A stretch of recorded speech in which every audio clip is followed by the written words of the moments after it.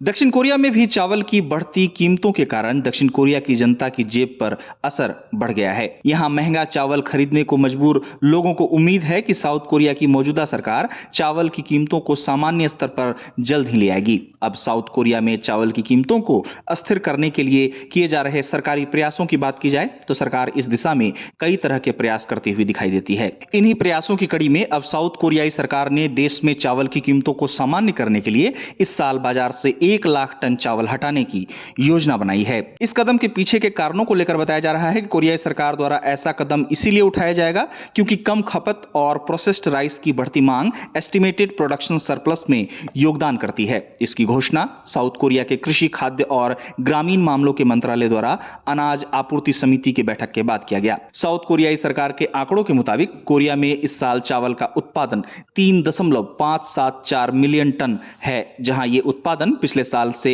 11,000 ton कम है। हालांकि south Korea में टेबल चावल की मांग में लगातार गिरावट और प्रोसेस्ड चावल के उपयोग में वृद्धि के कारण अपेक्षित खपत 3.409 मिलियन टन कम दर्ज किया गया है। बताया जा रहा है कि इस कारण से सरप्लस चावल 1,65,000 टन रहने का अनुमान है। अब साउथ कोरिया में चावल की बढ़ती कीमतों पर लगाम लगाने के लिए सरकार ने 1 लाख टन चावल को बाजार से अलग करने की योजना बनाई है, जहां इसमें से 55,000 टन चावल सरकारी ऋणों के माध्यम से स्थानीय वितरकों को पहले आपूर्ति किए गए चावल से लिए जाने की बात सामने आई है। वहीं शेष 45,000 टन चावल को सरकार द्वारा औद्योगिक उपयोग के लिए निर्धारित किए जाने की योजना है। आपको बता दें कि इस नियम के अनुसार साउथ कोरिया ने पहले भी चावल की कीमतों को घरेलू स्तर पर सामान्य करने में सफलता पाई है, जहां 2021 में कोरियाई सरकार द्वारा 2,70,000 टन के सरप्लस के बाद भी बाजार में हस्तक्षेप में देरी के बाद भी चावल की कीमतों में भारी गिरावट देखने को मिली थी। इसके साथ ही आपको बता दें